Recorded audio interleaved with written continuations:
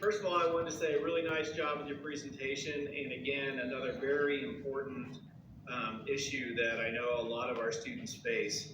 I think that the mental health, as you guys talked about through the pandemic and everything else, has really become a serious issue. And honestly, between the two groups, there's really so much overlap because part of the mental health could lead to people doing some things that, some drugs, drinking, doing whatever. I mean, all these things, they really mesh well together. I really liked your ideas, and I thought you guys were really dreaming big, honestly, and that's the goal, is to dream big.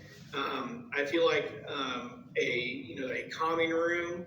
I felt like that idea was really well, thought out. You guys have figured out how that would operate, how it would be supervised, just some different ideas within that calming room.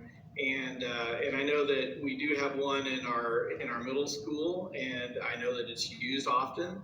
And I think that, again, another great resource and opportunity for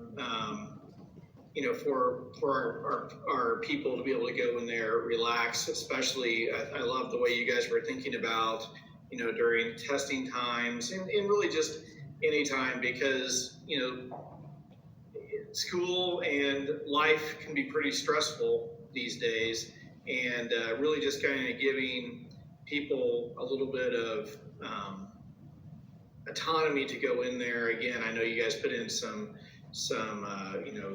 parameters, which I think is great. But basically, talking to an administrator, you guys have figured out a way to make that work a little bit better. I really I love the idea of an emotional support animal. That is a really big thing. And I was telling the people before, that I've been through that as a school administrator. A tremendous amount of rewards, and it really worked out really well for the kids. There's just a lot to getting that to happen, and again, unfortunately, you just can't go to the pound and grab one. They have to be hypoallergenic. They have to be, they have to have a lot of different training, different things like that. But anyway, I mean, I love the idea, and I do think that I've seen it work, and I do think there's a lot of merit to that possibility. I just really appreciate, with both of the groups, how much you guys have really researched, and you see the problems every day, kind of like what Mr. Lyde was saying. I mean, you see the problems every day. You get to experience it, firsthand every single day. And so, again, we feel like we have a problem with mental health, and we feel like that we have some kids that are really having a hard time and really struggling. What your survey, your research, and what you're telling us is, yeah, we certainly do. And so I really appreciate what you guys did. I thought your presentation was excellent. I thought that you did a great job with, just kind of, making sure everybody understood, what your mission was and how you're moving forward with these ideas. And well done. Thank you. Thank you. Same order? Let's do it. Yep. Okay. All right, Team Soggy Waffles. Another obviously major issue that you and your classmates are dealing with. I thought you guys' presentation skills were top notch. I don't know how much experience you guys have being up in front of people presenting, but you guys elaborated on your slides, which I appreciate. I never like being read to. I thought you guys really did a fabulous job of actually presenting the information to us. So bravo for that. I think that your goals are extremely lofty, like Dr. Glaze said. Even if in your time at Tipton we don't end up with an emotional support animal, I think there are ways that you guys can implement this, and you touched on those. You guys have phases to your plan, and I think there are some more immediate things that we can look into, like maybe finding some emotional support animals that are in our county or surrounding counties that could come and visit during a busy week. I really like that idea. Maybe for finals week or something like that. So I'm excited to help you guys run with that one. The only thing I really docked you guys for, and the piece of negative feedback would be your timeline. The form says that the project's supposed to be completed by the spring of 2023. You guys really extended that timeline out. Now I like that part of it because you guys have some loftier goals that could potentially be aim points for after you've achieved some of this more short-term stuff. But just in the nature of the evaluation, I docked you guys a little bit for that timeline. But definitely the biggest pluses here were those presentation skills and that phased plan to roll out. I really like that. Yeah, did a very good job. As Dr. Williams mentioned, there's a lot of interlap or overlap between the two projects because mental health oftentimes will cause the substance abuse and then also vice versa. So great job. I do have to agree that the goals seem lofty. Again, it's this the service animal. To get one of those, I don't have any idea what that would take. It seems like there would be a lot of requirements, but I think as Mr. Wyday? Yes, sir. Okay. There are ways that we can, if the project's $50,000, there's a way to make it a $5,000 project, or a $500,000, or $5,000 and a $500 project. So I think looking at those and measurable, attainable goals would be a great next step. But I do think the calming room, just seeing the pictures that you guys presented, showed rooms that I myself could envision being calm, comfortable, and just feeling the sense of comfort in a room like that. So understanding why that would be beneficial to you guys as well.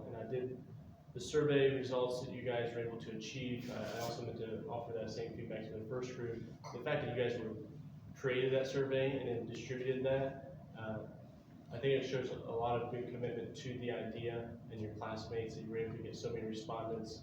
And again, and then you turn those responses into actionable next steps to help solve the issue. The other feedback that I would offer, again, confirming the skills that you guys possess with the presentation did seem to be very well. You guys spoke very well up there, and it's just the speed of, so when you guys either faltered a little bit or got lost in your train of thought, the speed at which you spoke increased. So oftentimes that doesn't allow us to catch up with you. It's also a nervous habit that I possess. So I'm reminded of that when I do videos, so I get to hear myself speak. So just being knowledgeable of that, being aware of that, and if you need to, again, take a breath, take a moment to collect your thoughts and start again, that we as an audience likely won't remember or won't even acknowledge that. So, very good job. The organization of your presentation, I think, set the bar for all of you. I think that you used your organization to simplify the way in which it was presented. Beyond that, each of you individually, one of the characteristics of that that's not been discussed yet is the enunciation that you use. You used a nice cadence in your conversation, your tone, the language that you use. That other than knowing that all of your voices are different, if we were to put it on a digital scale, you were all pretty even across the board. So that was pleasing to an audience member. So I applaud you for that. Probably wasn't even intended on your part. I think it's just a nice little added benefit to that. And I'm a bit of an audiophile, right, Drake? Yeah. And so those are things that I certainly pick up on, but they matter overall. And so give you a little forward-thinking feedback there too for future presentations as you continue to do that.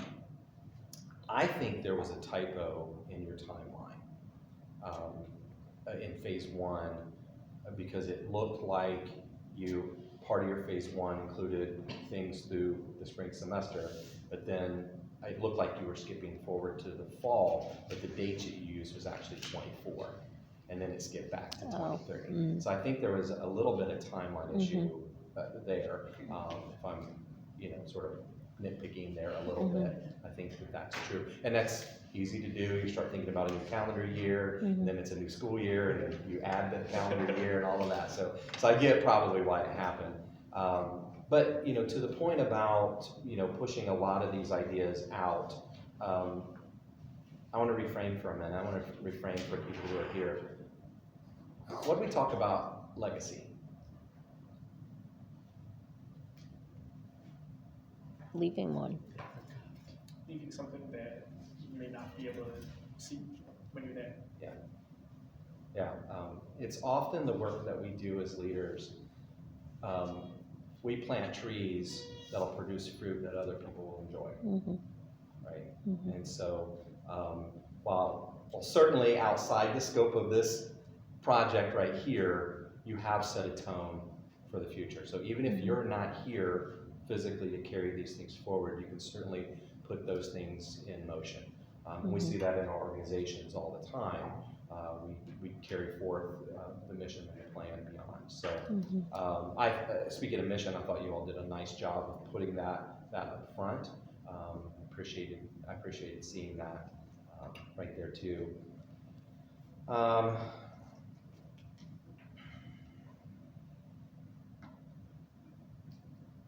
Yeah, I think, some lofty goals. I don't think anything's necessarily unattainable. I think as you get into those things a little bit more, I think you'll be more keenly aware of costs and the barriers. But you've let out pretty strong. And again, I liked the survey. Actually, out of both groups, I like that you did some work right up front, realizing that you were going to need some information. So you were just off and doing that, and I think it has served you well. And just to kind of, as a sponsor, kind of looking at both groups, with the substance abuse, their goals and what they're wanting to do, we can do that like right now, like you said, very attainable. What I like also about this group is that, they have the attainable with that phase one, bringing in emotional support, visiting ones, starting to have that conversation. I think you guys also said, the mental health awareness month and kind of going, and then the calming room, they kind of started out with the calming room that it could really be implemented now. But then they had the foresight to think, okay, wait, we're going through a renovation. So that's why I think their date on that phase two is pushed out. Because no sense in doing it, implementing it now in an area that's going to be tore up, within 6 months to 9 months. So that's why they kind of said, all right, here's what we're going to do, and we're going to wait until we can integrate that. So when that new area opens, correct me if I'm wrong, I think you guys are thinking when that new area opens, let's open that then too as well. And then they know that emotional support resident one is out there. So like Ted said, they're kind of wanting to leave that legacy because mental health is huge. So I think they both groups did a great job. And I liked out of both groups that you were looking at processes, not just a quick fix. That you have to step through things a little at a time to address that. So, great job. Good job.